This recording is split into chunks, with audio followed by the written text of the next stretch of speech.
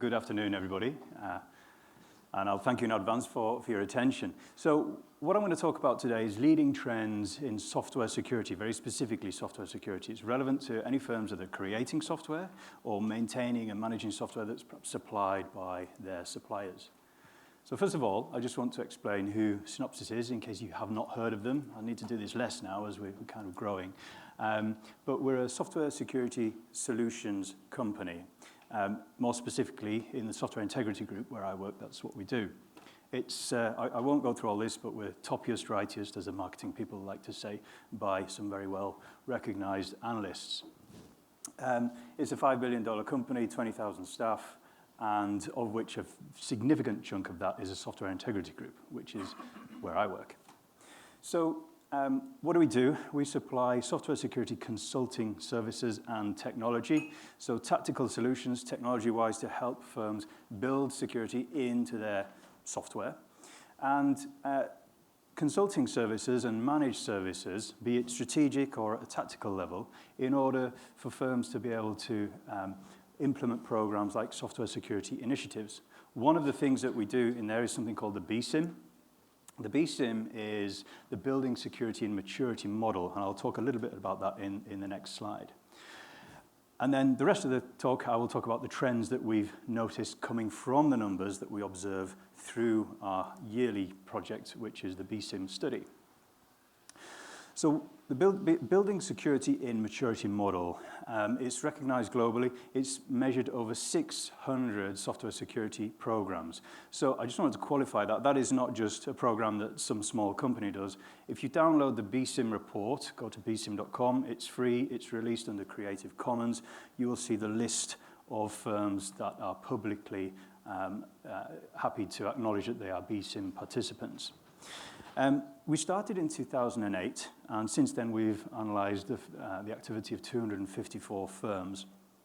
Now, starting in 2008, that sounds like perhaps there might be old data in there. Well, there isn't. We drop it before it gets to 3 years old, because the thing is, the BCM changes. It is what we call a descriptive model. This is opposed to a prescriptive model. So a prescriptive model would be one that says, this is what you must do for software security things, and we are a committee that decide that. The BCM does not do that. Every year, we collate all the information that we've done, that we've collected through analyzing these firms, and make a release. Now, what you'll see is the BCM activities, and I'll talk a little bit about that later on.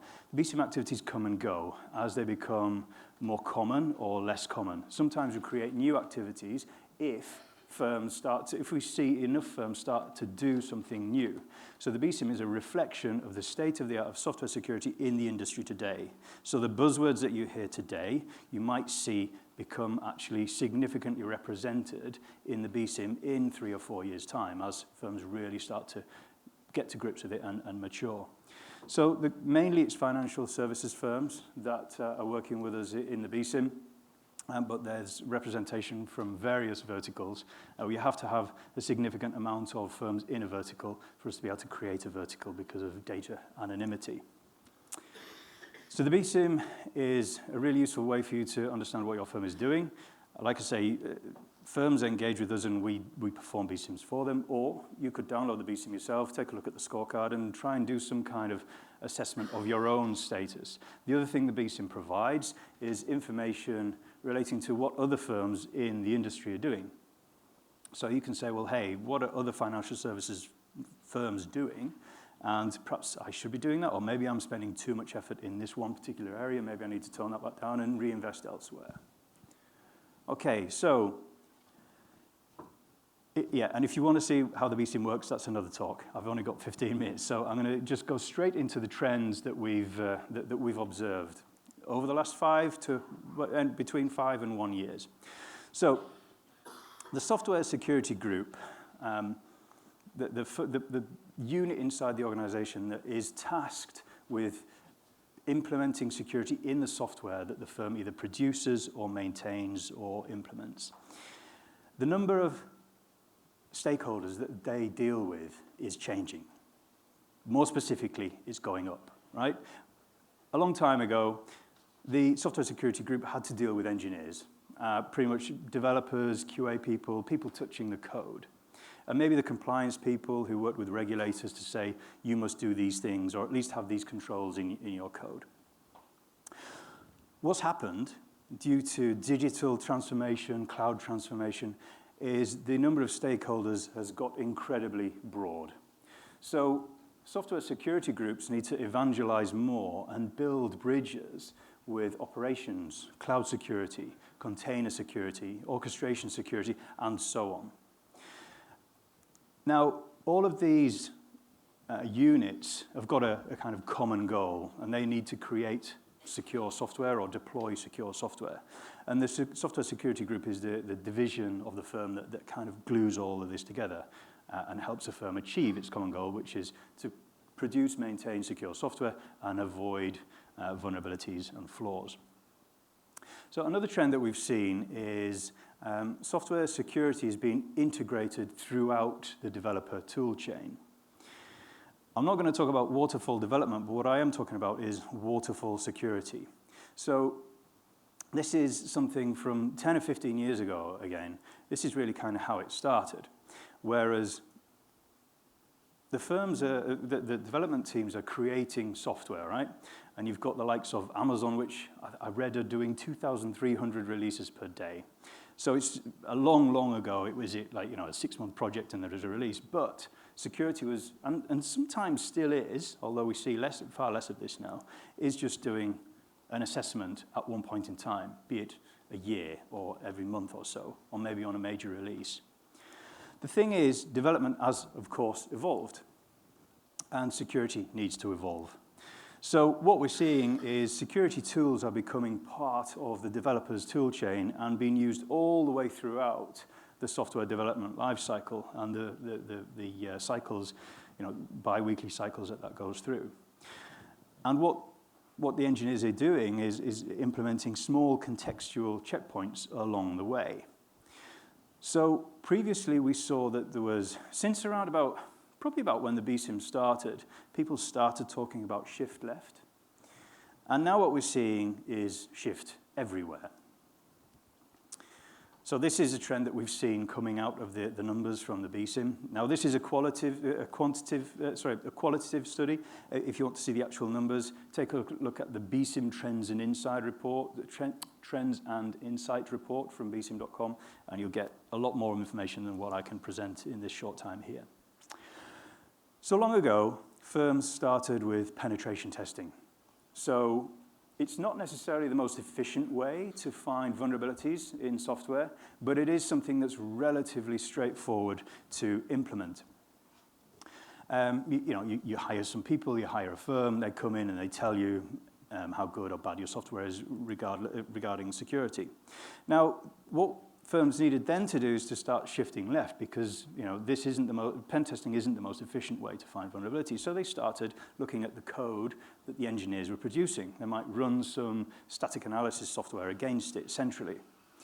Going further left, developers were then told, well, actually, you need to start doing this yourself on your own code. And we implemented IDE integration, so almost like a security spell check for engineers. And ask engineers to do actually static analysis themselves on pre-commits.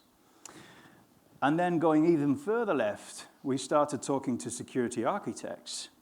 So building in security requirements based on the output of perhaps threat modeling, looking at flaws in the software, looking at flaws in the architecture, and then building security requirements to make sure that they are addressed. And then just going a bit further right, because as software cycles speed up, you have less and less time to do these kind of assessments. So we need more and more sensors, if you will, to be put into the development lifecycle. So then we start testing once you've got a buildable and working application, you start doing functional testing for security requirements and security non-functional requirements, and using tools like IAST in order to really accurately find security vulnerabilities and sometimes flaws in the software that's produced. Then we started to need to shift right. So this is where we start to shift everywhere. So going further than penetration testing, you see bug bounty, paying researchers to find issues in deployed code it's quite a hobby for a lot of security consultants to do this and get yourself in a Hall of Fame regardless of the cache. Red teaming we've seen be a common thing. And then during release, once you have a buildable and released piece of software, one thing you need to make sure is because of this cloud and digital transformation, and because we're no longer deploying on real hardware, you better make sure that the infrastructure as code, the code that you're actually using to create these virtual environments, is actually creating secure environments. So things like the cloud configurations or the container configurations. And then finally, as well as doing software composition analysis further, on the developer code, we then start to need to do software composition analysis against code once it's deployed, because things like dependencies start to come into play. So we've certainly starting to see this now in the BCM results, that lots of mature firms are doing all of these things. That's a lot. And really, there's a lot of risk to manage. And it's about knowing what to do, when to do it, and the right context in which to do it, what to do with the results that come from these kind of activities. And really, the software security group is the glue that holds all of this together, because maybe someone in cloud says, oh, hey, we've got this big thing here, but also somebody in development has maybe found a vulnerability in some code, or maybe a component. How do you decide what's important? And that's where the software security group comes into play. And that is the single most important thing that you can do to make sure you have secure software. So just some other trends, just purely based on numbers here. So we started to see a big increase in vendor management that firms are doing. So just in the last year alone, we saw a 56% increase in firms ensuring that their vendors have compatible policies. So this is, say, for example, you create software and you're doing a good job and you've got a good program in place, you're doing code review, you're doing testing, you're doing architecture analysis. What about your suppliers? How do you know that they're doing that? And that needs to be basically contracted. And it's not really enough just to have a contract. You also need to tell them what you really expect. So we saw a 46% increase in vendors communicating those standards to vendors. Of course, open source software continues to rise in its use. In the last year, we saw 24% of firms identifying it. So obviously everyone's using it, but we saw a 24% increase in the number of firms that are actually starting to try to understand where it is and where they use it. We saw a 50% increase in the number of firms that are actually controlling it. So it's one thing understanding that you've got this kind of big elephant in the room with all these vulnerabilities, but another thing is to actually control it.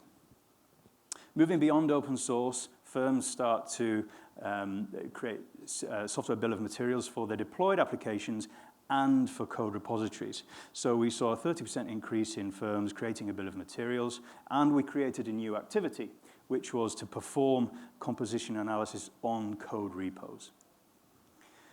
So altogether, the whole thing is complicated, and it requires a risk-based, multifaceted solution. And that's a new activity that we've created as a result, and we'll see how it scores in BCM 14 and 15, which was to integrate software supply chain risk management.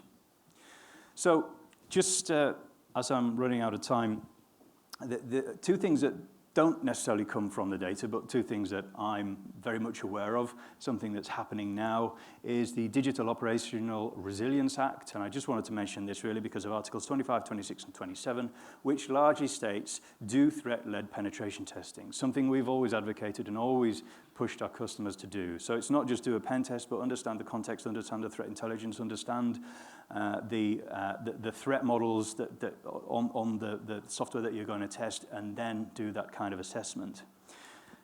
Articles 6, 28, and 8, this is more about like the cadence and speed and scalability that you need to have to be able to do this. So firms are going to need to have scalable solutions to do this. Unfortunately, there's not really that many assessors to go around, so it's going to be a case of using a service or a scalable service to do that. The other thing is, of course, the Secure Software Development Framework coming from the US, so all suppliers to the United States government have to self-attest by summer this year as to whether or not, or what level they're at with the SSDF. Fortunately, the SSDF takes, in no small part, a lot of the BCM activities. So the BCM being a descriptive model, it becomes, in this case, a prescriptive model, right? So they've taken a state in time BCM description. So BCM description, for example, will say, do this and this is how you do it. It becomes prescriptive in SSDF. And these are, I won't read them out, but these are all those activities in here. So in summary, software security continues to mature. Good, good. The BCM tracks this and can be your scope on what major firms are doing. So be you a leader or a follower. If you're a leader and you're working with a BCM, then it's a way to shape what's happening. So certainly the leaders do that. If you're a follower and you need to know how to start or perhaps mature from a nascent program to an intermediate program, the BCM is a good way to understand that. We're seeing that regulations are moving from things like, if you remember the GDPR, was it Article 35, do state-of-the-art software security, is now with SSDF saying, do this and this is how you must do it. So therefore, scalable software security services and technology are more necessary than ever. Okay, so thank you very much. If you want to know more about the BCM or Synopsys, come and see us. We're just in the middle of the hall there. Thank you.